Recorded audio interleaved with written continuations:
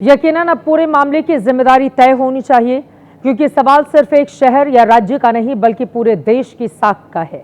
Messi की मौजूदगी में जो हुआ वो ब्रांड इंडिया पर गहरे धब्बे जैसा है। खबरों में आगे बढ़ेंगे, लेकर चलते हैं आपको उत्तर प्रदेश। पश्चिम बंगाल में 3 महीने के बाद होने हैं चुनाव, तो उत्तर प्रदेश में तकरीबन 1.5 सालों के बाद। यूपी में बीजेपी के अध्यक्ष एक खोज अब खत्म हो गई है। तमाम तरह की अटकलों पर विराम लगाते हुए पार्टी ने महाराजगंज के सांसद पंकज चौधरी के नाम पर मुहर लगा दी है। पंकज चौधरी के अध्यक्ष बनाए जाने की औपचारिक प्रक्रिया शुरू हो चुकी है। कल ही जनहित के दर्शकों को मैंने बताया था कि पंकज चौधरी के नाम पर केंद्रीय नेतृत्व की सहमति थी। उनका नाम कल ही रेस में सबसे आगे था।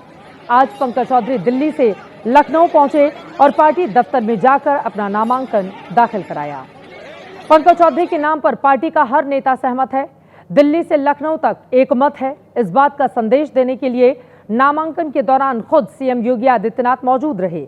उनके साथ दोनों डिप्टी सीएम भी नामांकन के दौरान पंकज चौधरी के साथ दिखे। इस वीडियो में आप देख सकते हैं, जब पंकज चौधरी अपना नामांकन फॉर्म जमा कर रहे थे तब सीएम योगी सबसे आगे दिख रहे हैं। उनके एक तरफ केशव प्रसाद मौर्य और दूसरी ओर ब्रजेश पाठक हैं। मंत्री स्वतंत्र देव सिंह भी आपको दिखाई दे रहे हैं। एबीपी न्यूज को जो एक्सक्लूसिव जानकारी मिली है उसके मुताबिक सीएम योगी और दोनों डिप्टी सीएम सहित 8 नेता पंकज चौधरी के प्रस्तावक बने हैं। चुनाव प्रक्रिया के तहत इकलौता नामांकन पंकज चौधरी का हुआ है, लिहाजा उनके नाम का ऐलान महज सिर्फ औपचारिकता भर है। कल प्रदेश भर से आए प्रतिनिधि उनके नाम पर मुहर लगाएंगे। करीब 5000 प्रतिनिधि कल के कार्यक्रम में शामिल होंगे।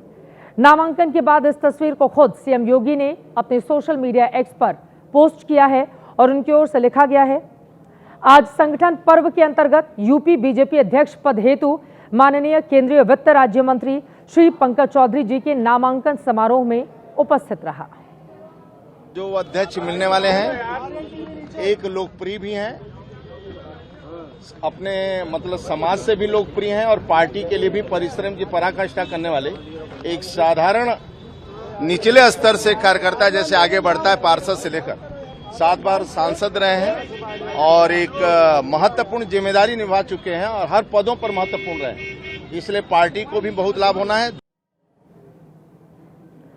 यूपी बीजेपी अध्यक्ष की रेस में करीब आधा दर्जन नेताओं के नाम चल रहे थे, लेकिन कल चौधरी से बात शुरू हुई और चौधरी पर ही जाकर आज खत्म हो गई है। वैसे पंकज चौधरी जिनकी जगह अध्यक्ष बन रहे हैं वो भी चौधरी ही हैं और उनका नाम भूपेंद्र चौधरी है। लेकिन भूपेंद्र चौधरी जाट समाज के नेता हैं, पश्चिमी यूपी के मुरादाबाद से आते हैं। किसान आंदोलन की वजह से उपजी नाराजगी को दूर करने के लिए 2022 में भूपेंद्र चौधरी को प्रदेश अध्यक्ष बनाया गया था। अब 2027 से पहले भूपेंद्र की जगह पंकज चौधरी ने ली है, जो पूर्वांचल के महाराजगंज जिले से आते हैं, वहीं सांसद हैं और केंद्र में मंत्री भी हैं, लेकिन आप कुर्मी समुदाय से हैं। अब एक बार फिर से यूपी बीजेपी में पूर्वांचल का दबदबा मजबूत हो गया है। इस इलाके की वाराणसी सीट से सांसद नरेंद्र मोदी देश के प्रधानमंत्री हैं। गोरखपुर से आने वाले योगी आदित्यनाथ मुख्यमंत्री हैं। पूर्वांचल के ही प्रयागराज से आने वाले केशव प्रसाद मौर्य डिप्टी सीएम हैं और अब महाराजगंज से आने वाले पंकज चौधरी प्रदेश अध्यक्ष बनाए गए हैं। सोशल मीडिया पर कुछ लोग ये सवाल उठा रहे हैं कि पूर्वांचल से ही सीएम और पूर्वांचल से ही प्रदेश अध्यक्ष का होना कहीं कोई सियासी उठापटक के संकेत तो नहीं है। वैसे लोगों का इतिहास का पन्ना उन्हें जरूर पलट लेना चाहिए, क्योंकि साल 2019 के चुनाव के वक्त पूर्वांचल से ही आने वाले चंदौली के तत्कालीन सांसद महेंद्र नाथ पांडे पार्टी के प्रदेश अध्यक्ष हुआ करते थे।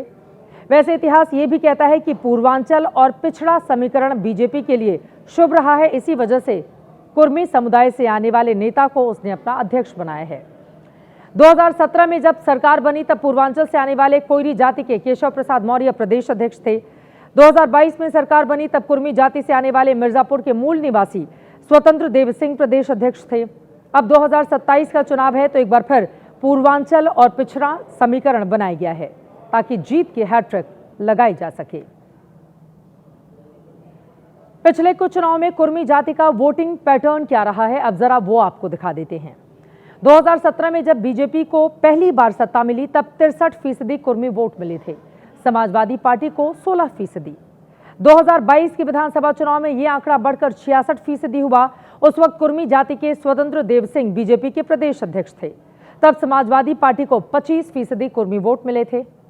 यानी 2017 की तुलना में 2022 के विधानसभा चुनाव में बीजेपी और एसपी का कुर्मी वोट बढ़ गया था। तब बीएसपी को मिलने वाले कुर्मी वोट घट गए थे। लोकसभा चुनाव की बात करें, 2019 में एनडीए को 80% कुर्मी कोयरी के वोट मिले थे, जबकि समाजवादी पार्टी बीएसपी गठबंधन को 14% कुर्मी वोट दिए गए। लेकिन जब 2024 का चुनाव हुआ तो एनडीए को 61% कुर्मी कोयरी वोट मिले, जबकि समाजवादी पार्टी और कांग्रेस के गठबंधन को 34% कुर्मी कोयरी वोट मिले। बीजेपी गठबंधन को इस समूह के 19% वोटों का नुकसान झेलना पड़ा था। वहीं समाजवादी पार्टी गठबंधन को तब 20% का फायदा हुआ था। अब इसी नुकसान की भरपाई और अखिलेश के पीडीए काट के लिए बीजेपी ने पंकज चौधरी को चुनावी माहौल में अध्यक्ष की जिम्मेदारी सौंपी है। ये तो बात हो गई उत्तर प्रदेश की। 2027 की तैयारी के तहत भारतीय जनता पार्टी आक्रामक तरीके से आगे बढ़ना चाहती है। लेकिन खबरों में आगे बढ़ते हुए रुख कर लेते हैं केरल का, जहां पर स्थानीय चुनाव में बीजेपी के प्रदर्शन ने सियासी गलियारों में सनसनी मचा दी है। भगवा झंडे के साथ जश्न की ये तस्वीरें गवाही दे रही हैं कि तिरुवनंतपुरम की राजनीति वाम से राम की तरफ कूच कर रही है। तिरुवनंतपुरम नगर निगम में बीते 4 दशकों से ज्यादा वक्त से काबिज लेफ्ट डेमोक्रेटिक फ्रंट को बीजेपी की अगुवाई वाली एनडीए ने उखाड़ फेंका है। तिरुवनंतपुरम नगर निगम में पार्षदों की 101 कुल सीटें हैं, जिनमें एनडीए के अब 50 पार्षद हो गए हैं। सत्ताधारी एलडीएफ के 29, यहां पर वो आंकड़ा दिखा रहे हैं। कांग्रेस गठबंधन यूडीएफ के सिर्फ 19 और 2 निर्दलीय पार्षद चुने गए हैं। जिस तिरुवनंतपुरम नगर निगम में एनडीए को भारी जीत मिली है, वहां से कांग्रेस के शशि थरूर बीते 16 साल से लगातार सांसद हैं। लेकिन चौंकाने वाली बात यह है कि सोशल मीडिया पर उन्होंने भी बीजेपी को इस जीत की बधाई देते हुए इसे ऐतिहासिक करार दिया है। तिरुवनंतपुरम लोकसभा की 7 विधानसभा सीटों में से 6 सत्ताधारी एलडीएफ के खाते में है। यानी बीजेपी ने 2 मुख्य गठबंधनों के गढ़ में बड़ी सेंधमारी कर दी है। तिरुवनंतपुरम की जीत पर प्रधानमंत्री नरेंद्र मोदी ने भी बधाई देते हुए लिखा है, तिरुवनंतपुरम आपका बहुत बहुत धन्यवाद। तिरुवनंतपुरम नगर निगम में भाजपा एनडीए के पक्ष में आया फैसला केरल की राजनीति में एक निर्णायक क्षण है। प्रधानमंत्री मोदी का ये पोस्ट ये बताने के लिए काफी है कि बीजेपी के लिए केरल के इन फैसलों के मायने क्या हैं।